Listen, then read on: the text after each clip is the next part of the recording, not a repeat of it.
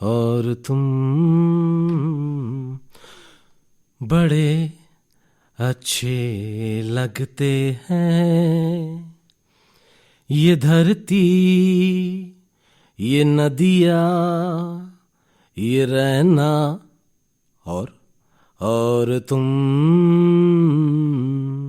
दोस्तों, हमारी जिंदगी किसी फिल्म से कम थोड़ी ना होती है। सुख दुख या कहें ट्रेजेडी, सब कुछ लगा रहता है।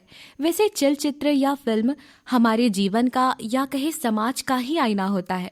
और आप सोच रहे होंगे आज आते ही बातें, ना परिचय, ना शायरी, ना कुछ। दोस्तों, वो बात ये है कि मैं बहुत ज्यादा उत्साही हूँ क्योंकि आज हमारे आकाशवाणी रायपुर के स्टूडियो में एक खास मेहमान आए हुए हैं जो आप सब युवाओं का मार्गदर्शन करेंगे। नमस्कार, प्रणाम, वेरी गुड इवनिंग दोस्तों। क्रम मार्गदर्शन में मैं आपकी दोस्त पायल विशाल आप सभी का स्वागत करती हूँ। आज जिनसे मैं आपको मिलवाने जा रही हूँ उनसे आप मिल चुके होंगे क्योंकि उनका आना जाना हर घर में लगा ही रहता है। अब भाई चौंकिए मत। चलिए स्वागत करते हैं भारतीय फिल्म जगत और टेलीविजन के अभिनेता एक्टर पूरन कीरी जी का। बहुत बहुत स्वागत है सर और नमस्कार है आपको। नमस्कार सभी को और साथ ही आपको पायल जी। सर, मैं तो बहुत ज़्यादा खुश हूँ कि आप यहाँ आए हुए हैं और हम खूब सारी बातें भी करेंगे, लेकिन मैं सोच रही थी कि हम हमारे श्रोताओं को आपके बारे में थोड़ा बहुत बता दूँ। जरूरी। दोस्तों, आज हम अभिनय से जुड़ी बहुत सारी बातें करने वाले हैं और हमारे सामने एक अभिनेता बैठे हुए हैं, उनके जीवन से संबंधित और आप लोगों को बताने के लिए भी काफ़ी कुछ हमारे पास है। तो चलिए शुरुआत करते हैं बातों की, लेकिन उससे पहले मैं आपको बता दूं पूरन जी के बारे में। पूरन जी भारतीय फिल्म जगत और टेलीविज़न के अभिनेता एक्टर हैं और 200 से भी अधिक स्ट्रीट प्लेज में परफॉर्म कर चुके हैं। स्टेज शोज हो या मिमिक्री करना हो, कई प्रकार के शोज में शुरुआती दिनों में होस्टिंग का भी काम कर चुके हैं। थिएटर से भी जुड़े हुए हैं। 2011 में एक सीरियल आई हुई थी, मन की आवाज़ प्रतिज्ञा, और भी काफ़ी सारे चर्चित धारावाहिक हैं। ये रिश्ता क्या कहलाता है, या कहें फिल्मों की बात, ये तो सीरियल्स की बात थी। फिल्म जगत की अगर बात करें तो 2013 में आई थलाइवा में जाधव का रोल, 2013 में आई सत्या 2 नाम की फिल्म में कॉप का रोल, और 2014 में आई हिट स्टोरी 2 में बंसल बिजनेसमैन का रोल हो, या सन 2015 में आई फिल्म फैंटम में ISI एजेंट जावेद का रोल हो। सर ने बहुत ही सुंदर भूमिका निभाई है, लेकिन हम चाहेंगे कि आप अपना परिचय अपने स्टाइल में हमारे श्रोताओं को दें। मेरे बारे में परिचय देने से पहले मैं कुछ लाइनें कहूँगा जो मेरे जीवन में अपने ने इसको निभाया है, समझ के कह सके जी। वो कहते हैं ना कि कर्म करो तो फल मिलता है, आज नहीं तो कल मिलता है। जितना गहरा अधिक हो कुआं, उतना मीठा जल मिलता है। जीवन के हर कठिन प्रश्न का जीवन में ही हल मिलता है। और शायद मेरे साथ ऐसे ही था जब मेरी शुरुआत हुई। बचपन से कहे मुझे शौक था, शौक चढ़ा भी कैसे, वो ये था कि मैं जब क्लास 1 या 2 की बात है, मिस्टर इंडिया फिल्म आई थी, तो उसमें एक सॉन्ग था जिसमें मोगेम्बो करके एक लड़का चिल्लाता है। मैं मोटा हुआ करता था, तो वहाँ से मेरी शुरुआत हुई थी, तो वो मैं प्ले करता था।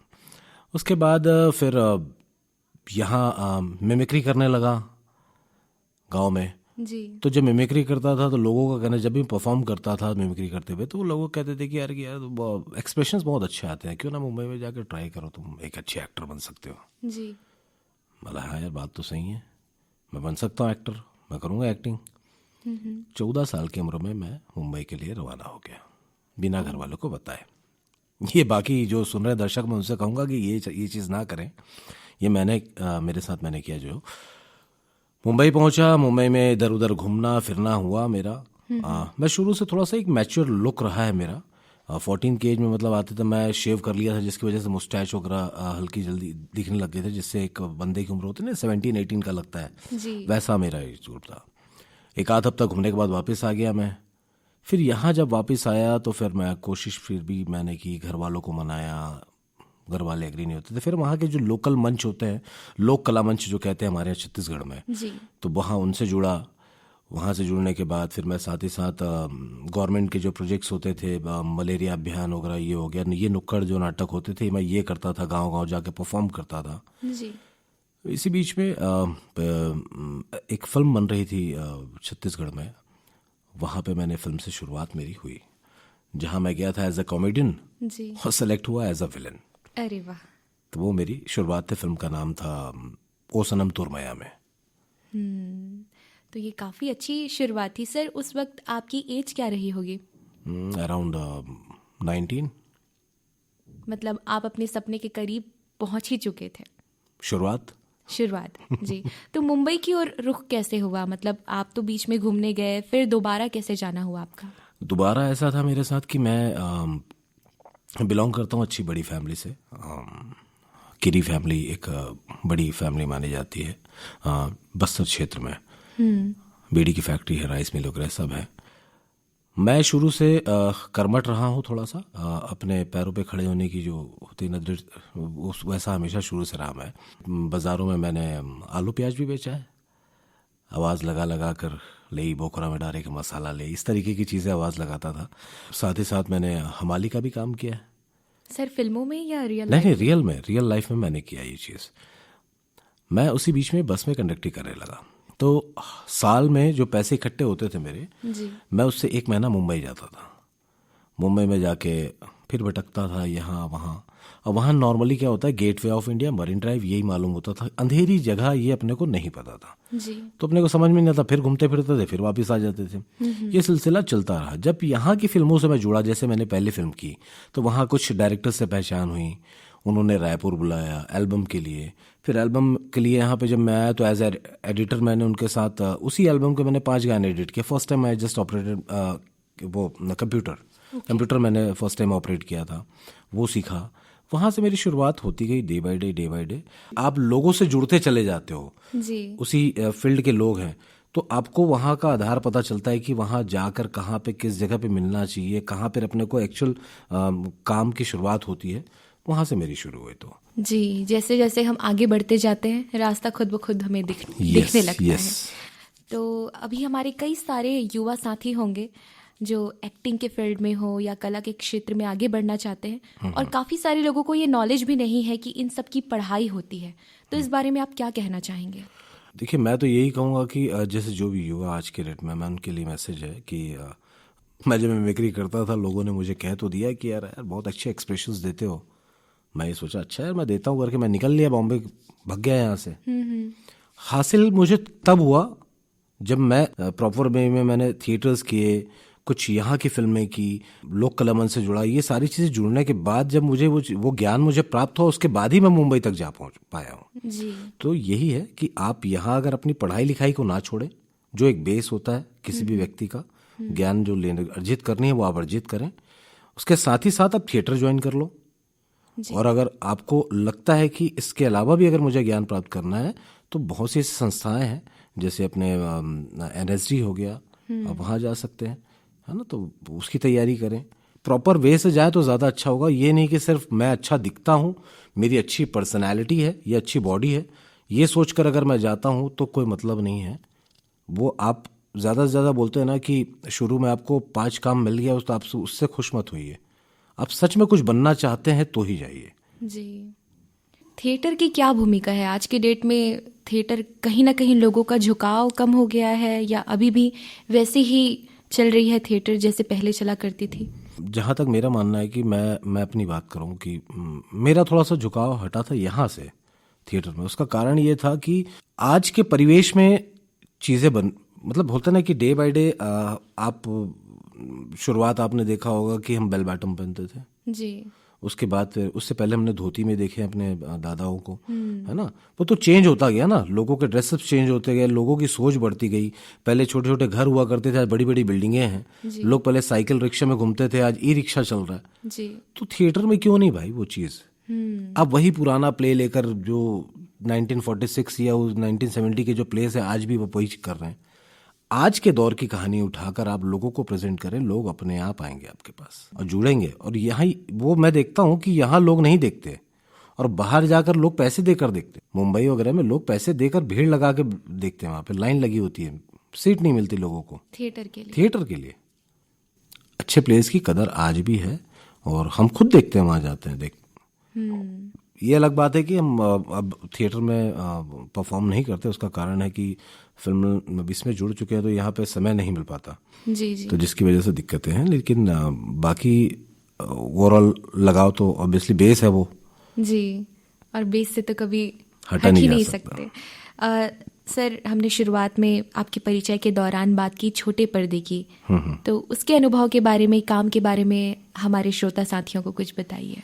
छोटे पर्दे में जैसे बात करें सीरियल्स की मेरी शुरुआत ये थी कि मैं जब ऑडिशंस दिया था मैंने, प्रतिज्ञा पहली मेरी सीरियल थी वहाँ, जब मैं एज एन एक्टर मैंने काम किया था। फर्स्ट डे 1 लाइन का डायलॉग और सुबह से लेकर शाम तक मेरा शॉट नहीं लगा था और मैं वो 1 लाइन के डायलॉग को सुबह से लेकर शाम तक सिर्फ रट रहा हूँ। और जब परफॉर्म करने की बारी आई ना तो उस दौरान मैं ब्लैंक हो गया था क्योंकि मेरा वो पहला काम था जी। उस समय मेरे बोलते हैं ना अंदर ये चल रहा था कि यार मेरे को अच्छा करना है, यही एक पहला और आखिरी मौका है, अगर इसको कर लिया तो मेरे को आगे मेरी लाइफ बन गई। मैं ये सोचकर कंटिन्यूस उसको याद कर रहा था, मुझे लाइन्स। जब मैंने 1-2 बार फंबल किया तो मुझे डायरेक्टर ने समझाया, बोले कूल डाउन, आराम से काम करो, कोई टेंशन नहीं है, दुनिया बहुत लंबी, अभी बहुत जिंदगी जीनी है तुमको, बहुत सारे काम करने हैं, आराम से काम करो, नर्वस मत हो। फिर मैंने अपने आप को कंट्रोल किया, रिलैक्स किया, आई परफॉर्म्ड, अप्रिसिएशन मिली। फिर वहाँ से कभी बोलते ना कि मुड़कर देखते नहीं गए, अपन बैक टू बैक काम करते रहे। और वहाँ के लिए, एक एक्टर्स के लिए सीरियल इंडस्ट्री को बोला जाता है ब्रेड एंड बटर, क्योंकि वो एक 9 से 9 या 7 से 7 की ड्यूटी है जो एक एक्टर निभाता है और मंथ के मंथ उसको सैलरी मिलती है। अच्छा। सो एक इंडस्ट्री को अगर देखा जाएगा जिंदा रखिए तो वो है आपकी ये छोटा पर्दा जिसे आप कहते हैं। तो छोटे पर्दे से बड़े पर्दे में एंट्री कैसे हुई, फिल्म जगत में एंट्री, इसका सफर? ऑडिशंस देते थे आज बड़े पर्दे में भी, और अब देखा जाए तो उससे भी छोटे पर्दे में आ गए सब लोग, जिसमें लोग क्रेज बढ़ गया है वो है वेब सीरीज जी। तो बड़े फिल्मों के लिए ये है कि लॉबी थोड़ी अलग होती है। जो श्रोता साथी आपको सुन रहे हैं और आपकी तरह कुछ करना चाहते हैं, उनको आप क्या कहना चाहेंगे कि कैसे इन सीढ़ियों को वो पार करें, क्या तैयारी खुद में रखें, कैसे आगे बढ़ें? जैसे मैंने बताया कि यहाँ आप एक बेसिक नॉलेज जो थिएटर से आपको मिलता है वो आप ग्रहण कर लें, कुछ प्लेस करें आप यहाँ पर भी प्रॉपर। अगर आपके पास, अगर आप उतने सक्षम हैं तो मैं यही कहूँगा कि 1-2 साल का जो कोर्स होता है वो एटलीस्ट कर लें आप, और वहाँ आने के बाद फिर किसी को असिस्ट कर लें एज अ डायरेक्टर डायरेक्शन में। वो इसलिए क्योंकि कैमरा फेस करना जो है एक्चुअल डायरेक्टर की रिक्वायरमेंट क्या होती है, लाइट्स क्या होते हैं, है ना, कैमरा फेस करना क्या होता है, इस चीज़ का नॉलेज आपको मिलता है। क्योंकि जब तक उस चीज़ का नॉलेज नहीं रहेगा तब परफॉर्म कैसे करोगे, तो वो नॉलेज भी लेना बहुत ज़रूरी होता है। या तो कि ये कि आपको आपने यहाँ की फिल्में की हों, यहाँ के आपके लोकल रीजनल में कहीं के भी हों, श्रोता मतलब आपके अलग अलग जगह से भी हो सकते हैं, तो किसी भी स्टेट में अगर आप वहाँ के रहने वाले हैं और वहाँ की अगर आपको चीज़ें मिल रही हैं, वहाँ ऐसा प्लेटफॉर्म मिल रहा है आपको काम करने के लिए, तो फिर उससे बेटर और कुछ नहीं, तो आप करें साथ साथ। लेकिन मैं यही कहूँगा कि जब भी आए तो शुरू के 5-6 महीने एटलीस्ट कम से कम फील्ड में वर्क करें आप जी, उसके बाद फिर अपने लिए आगे बढ़ें जिस चीज़ के लिए आपको आए। ये तो बहुत ही अच्छी बात कही आपने, और हमारे श्रोता साथी भी खुश हो रहे होंगे क्योंकि आसपास ऐसी बहुत सारी जगहें हैं, संस्थान हैं जहाँ से आप जुड़ के काफ़ी कुछ सीख सकते हैं और अपने फील्ड में कुछ अच्छा कर सकते हैं। सर, आपने अपनी बातों ही बातों में एक बात हमें कही कि आप मिमिक्री किया करते थे। हाँ जी, हाँ जी। क्या आप हमें कोई मिमिक्री करके सुना सकते हैं? ज़माना हो गया छोड़े मिमिक्री। वैसे वो चंद्रकांता सुने, उसकी आवाज़ अभी आ जाए, क्योंकि पहले वॉइस जो है ना मेरी थोड़ी सी वो होती थी मीडियम शार्प, अभी बेस आने की वजह से बहुत सारी चीज़ छूट गई, लेकिन कोशिश करता हूँ मैं जी। चंद्रकांता, सरजमीन हिंदुस्तान तेरे बाप दाताओं ने नहीं बनाई होगी, ये चंद्रकांता की आवाज़ मैं बहुत निकाला करता था। पिग्स की आवाज़ निकालता था, पिग जी। ये बच्चों की आवाज़ें निकालता था उस समय, लेकिन अब तो वॉइस बेस की वजह से ना अभी वो चीज़ें छूट गई हैं, समझ के चलो जी। सर, हमने कुछ इंटरनेट के माध्यम से आपको गाना गाते हुए भी सुना है, और कुछ धुन जो हम सुनते हैं कि कुछ वाद्य यंत्रों से जो धुन निकलते हैं वो आप अपने गले से अपनी आवाज़ से निकालते हैं, तो वो कुछ अगर हो पाए तो हमारे श्रोता साथी और भी आनंद लेंगे। अरे वो तो ऐसे ट्रम्पेट बजाता रहता हूँ मुंह से मैं।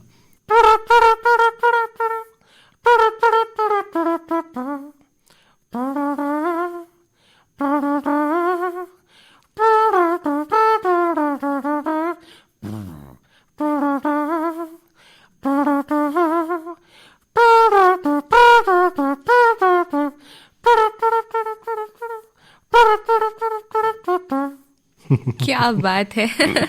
श्रोता साथियों, आप बिल्कुल भी कंफ्यूज मत होइएगा कि सर जो है अपने साथ कोई म्यूजिकल इंस्ट्रूमेंट लेके बैठे होंगे। सर ने अभी हमारे सामने लाइव अपने मुंह से इस इंस्ट्रूमेंट को प्ले किया है। तो दोस्तों, बढ़ते हैं आखिरी सवाल की ओर। हालांकि ये बातें मुझे ख़त्म करने का बिल्कुल मन नहीं है, लेकिन हम जानना चाहेंगे सर कि आप हमारे युववाणी कार्यक्रम सुन रहे श्रोता साथियों को क्या संदेश देना चाहेंगे। जो इस फील्ड से जुड़ना चाहते हैं उनके लिए तो वही है कि यार कि पहले इश्क को राख होने दीजिए, फिर दिल को राख होने दीजिए, तब जाकर पनपेगी मोहब्बत, और जो भी हो बेहिसाब होने दीजिए। मतलब ये है कि आप किसी भी काम को कर रहे हैं सिर्फ बाहर वालों के कहने पर नहीं, खुद के अंदर जब आपको आवाज़ आए कि मुझे ये करना चाहिए, उसे लगन से करें, सफलता ज़रूर मिलेगी। आज नहीं तो कल, कल नहीं तो परसों। अगर हमने अपनी ज़िंदगी अगर हम सोचते हैं कि हम उतने जिएंगे तो हमको ज़रूर मिलेगी। इस भरोसे के साथ आप आगे बढ़ते रहिए। जैसे कि मैं एक छोटे से शहर से आने वाला, छोटा शहर नहीं, हम उसे गांव कहते थे लोग, लेकिन हम गांव, दूसरे जब कहते थे कि तुम गांव से हो तो हम उनसे कहते थे ये हमारा शहर है। भले 10,000 की आबादी वाला वो गांव था, और वहाँ से रायपुर से मुंबई का सफ़र आज इंडस्ट्री में 20 से 22 साल जो गुजर गए पता भी नहीं चला। स्ट्रगल तो आज भी है, कल भी है और आगे भी रहेगा, क्योंकि बड़े बनने की जो चाह होती है ना वो कम नहीं होती ना। तो फिर जिस मुकाम में आप पहले थे, आप पहले शुरुआत करते हो, पहली सीढ़ी, फिर 4 सीढ़ी चढ़ने के बाद भी ऐसा लगता नहीं है थोड़ी और चढ़नी चाहिए। तो बस मंजिल अभी हम और दूर करते जाते हैं और मंजिल तक पहुंचने की कोशिश में जद्दोजहद करते रहते हैं, और यही कोशिश हमेशा जारी रहेगी। तो मेरी यही है कि आप जो भी करें दिल से करें, आपको सफलता जरूर मिलेगी। तो इन्हीं सब बातों के बाद अब हम आपसे विदा लेते हैं, और बहुत बहुत धन्यवाद सर हमारे स्टूडियो में आने के लिए और हमारे श्रोता साथियों से इतनी सारी बातें साझा करने के लिए। बहुत बहुत धन्यवाद। बहुत बहुत शुक्रिया आपका। आप लोगों ने आपके श्रोता जो मुझे मेरे भी श्रोता हैं जी, हमारे भी श्रोता हैं, उनको भी बहुत बहुत शुक्रिया। और जीवन में आप जो भी आप चाहते हैं आपको वो मिले, ढेरों खुशियाँ मिले, और मास्क ज़रूर लगाएं। सुरक्षित रहें। धन्यवाद।